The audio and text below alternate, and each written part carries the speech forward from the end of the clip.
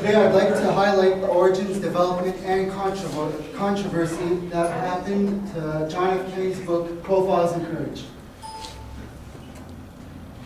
Basically, the book, within its first year, achieved a lot of success, but as well as a lot of controversy.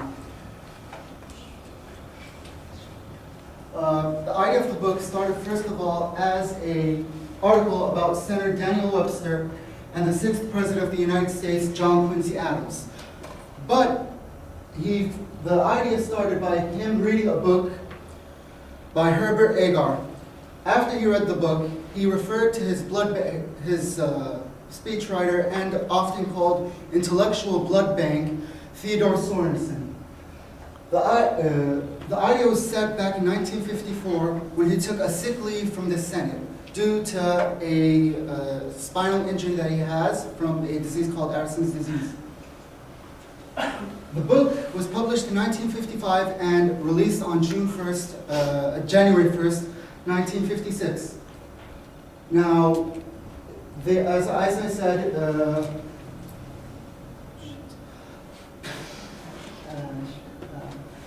he referred to Theodore Sorensen for help. The book basically talks about 8 courageous political figures, mostly senators and 1 president, that have done courageous acts during their time that were so controversial, it often led to their split of the party, split and division of ideologies, and at some point they did it for the greater good of our country. And a lot of those acts have made this country what it has become today. I would like to jot down quickly the 8 senators that are featured in this book.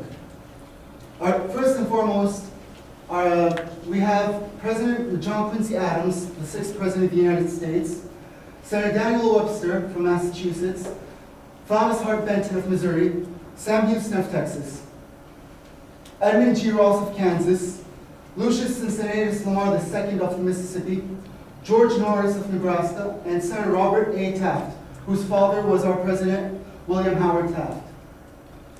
A few good facts about the book. The first fact is the fact that it, back in 1957, won a Pulitzer Prize, and in 1964, it won a Jane Addams Prize for a children's book. After the assassination of John F. Kennedy, a year later, they made a mini-series about the book itself called Profiles in Courage. It features 7 out of 8 senators and presidents, but it doesn't feature Senator Lamar. Basically, the book had a controversy about who was the sole author of it. At one point, journalist Drew Pearson said that John F. Kennedy is the only person to not write a book, to take credit for not writing a book. I'd like to show you a quick statement and the fact that how he claimed it.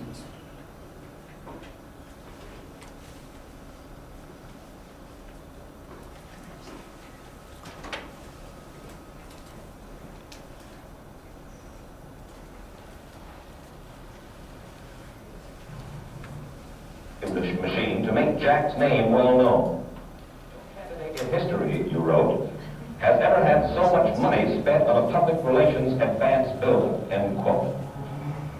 What significance do you see in this, aside from the fact that Joe Kennedy would like to see Jack Kennedy President of the United States?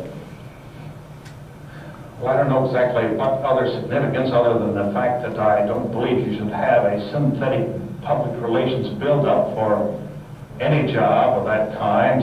Jack Kennedy is a fine young fellow, a very personable fellow, but he isn't as good as that public relations campaign makes him out to be. He's the only man in history that I know who won a Pulitzer Prize on a book which was ghostwritten for him, which indicates the kind of public relations build-up he's had. Who wrote the book, though? I don't recall at the present moment. I know for a fact, Yes. Drew, that the book I do know. Profiles in Courage was written for Senator Kennedy by somebody else, I do. and he got a Pulitzer Prize for it, and he has never acknowledged the fact. No, he is not.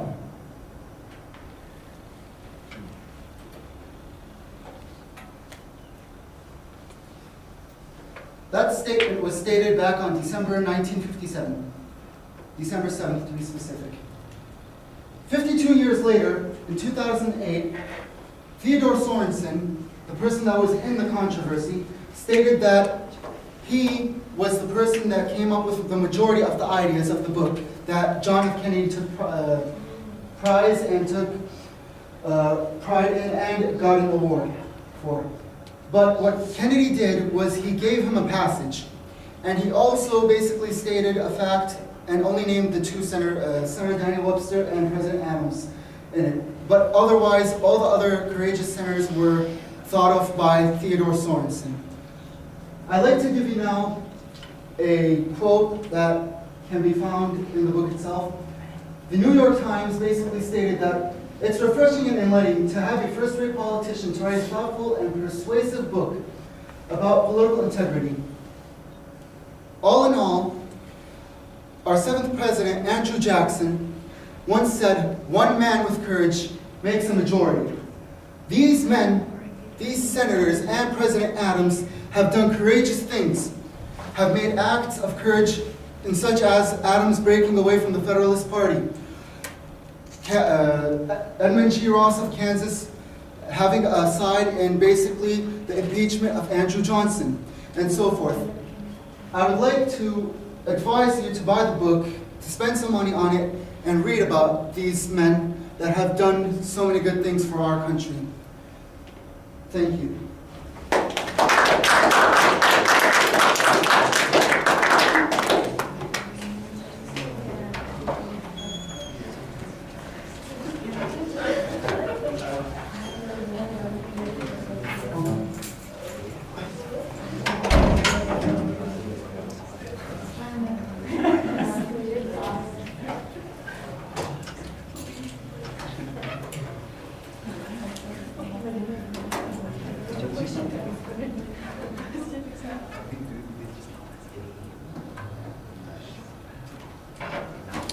All right, Claudia, what did you think? I think he did a good job explaining his point and his topic on where oranges came from.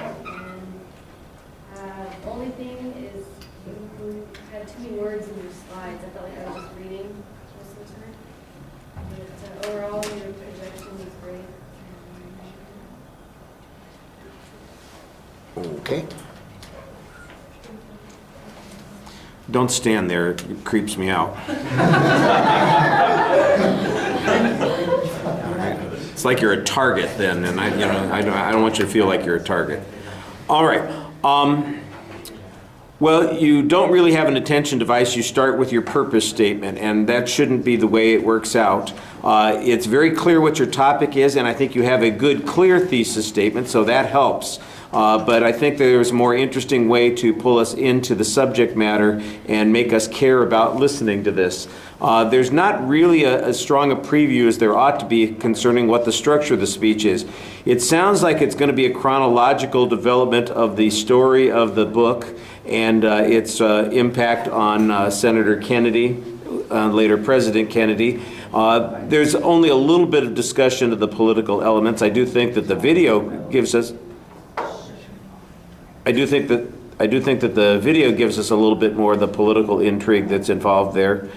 And I think that the structure is not, like I said, not clear, and you're kind of relying on the slides to organize it, but some of the slides, there's just too much, I'd agree with Claudia about her comment. There's a lot of script on there, and sometimes that's not really explained, and you're rushing through it, so it doesn't really help either organize the material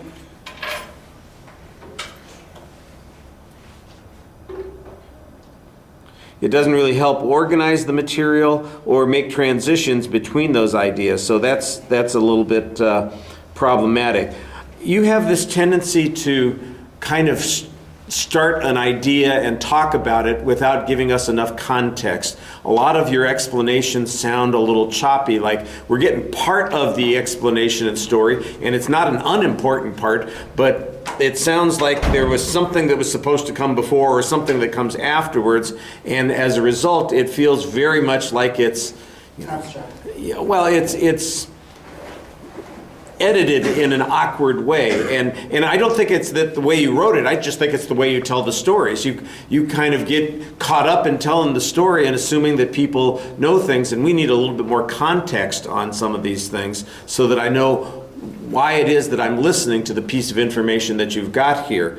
I thought that you did a nice job summarizing what the purpose of the book was. I do think you get a little bit lost in talking about the origins of the book, and that might make more sense if you put that material, for instance, into the section on the controversy over its authorship. That would probably make that make a little bit more sense. A couple of the stories, for instance, I think needed to be briefly highlighted. I know who the people are that are being featured, but I don't know that you gave much of an explanation about why it was that, Adam's story was the one that was featured, or why some of the other people came along and were featured. You do make a reference at one point to the senator involved in the impeachment of Andrew Johnson, but I don't know that anybody here is going to know what that means. So what did he do that was courageous, that was worth standing up for? What is it that John Adams did that, changed things and made it worth writing about? And that's the story that Kennedy apparently was originally interested in. And so I think you need to give us a little bit more information on those things. Instead, the long list of all the people who are involved in it, you could put that on the screen and not give us all the names, or you could give us all the names and leave the visual out. That would be, one or the other would be perfectly fine. But like I said, I think you need to have a little bit of context. The story that Kennedy was interested in with John Quincy Adams or Daniel Webster was briefly this, and some of the other people that came up were mentioned.